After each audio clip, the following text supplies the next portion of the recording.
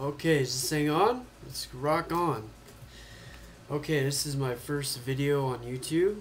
I finally got around to buying a little flip camcorder, so I'm ready to rock. Anyways, my first video is entitled A Quick Question for Christians. I'm going to graduate in June of 2008 with a degree in cytopathology from Loma Linda University, so I'm finally done in school. I'll be able to get into the working world and, start making some money. At any rate, I was thinking of actually going on for my master's degree in divinity or theology to be a preacher.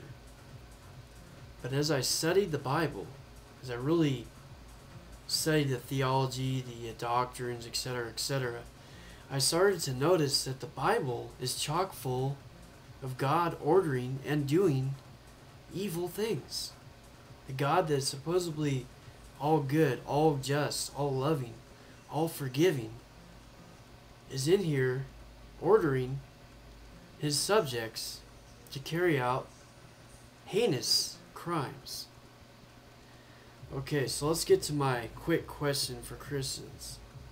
In 1 Samuel 15:3, this is probably my favorite text of the Old Testament for this whole debunking the theism aspect of life. Let's read the text, shall we? Now go and smite Amalek, and utterly destroy all that they have, and spare them not, but slay both man and woman, infant and suckling, ox and sheep, camel and ass.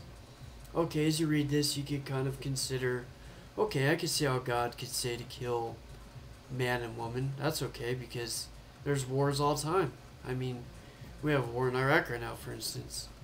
We had a war in Vietnam. We have a lot of wars. Let's put it that way.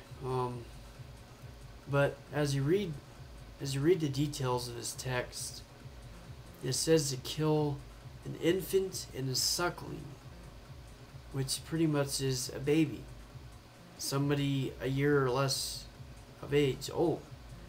To kill a baby. This is ordered by God to do to a neighboring tribe, the Amalekites. Now, as I read this, I was like, that can't be right. How could God order the killing of every infant in a neighboring tribe? Because let's forget about all the sins that their daddy or mommy committed. Let's just look at the life of the child. This child is totally innocent. This child had no responsibility for what the parents did, or for what the elders did, or what their grandparents did. This child is a totally innocent life. And God orders his tribe to kill all of them? And if you take this even further, if you take the whole Trinitarian doctrine of Father, Son, Holy Spirit, of Father equaling Son equal Holy Spirit, they're all one, right? Then that means that Jesus, the second part of the Trinity, Jesus ordered the killing of all the babies. It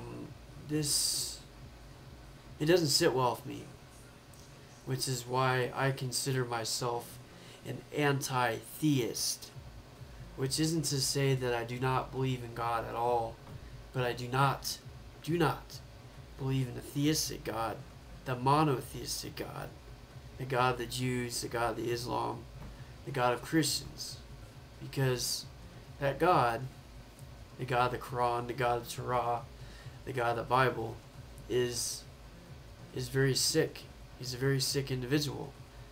I mean, the Bible, the Old Testament predominantly, is chock full of texts that say things that should not be ordered by any kind of human being, let alone a God. The killing of homosexuals, the killing of what else is it? Oh boy. All this Bible thought has got my brain a little bit jammed up. The killing of adulterers, the killing of people that worship the wrong God. It's not right.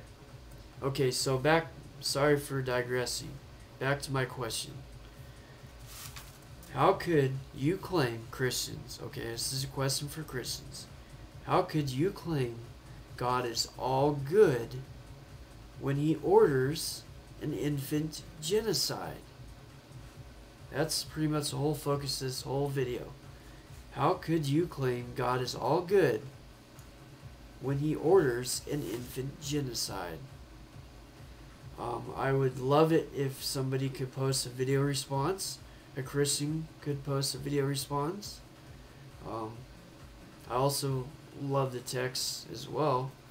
This is my first video on YouTube, so bear with me if I'm a little off. But I just got this video recorder today too, so rock on. Anyways, that's my question, and I hope to hear from some Christians or atheists or Muslims or Hindus or Buddhists. Doesn't matter. Let's get this discussion going about infant genocide. Alright, have a good one.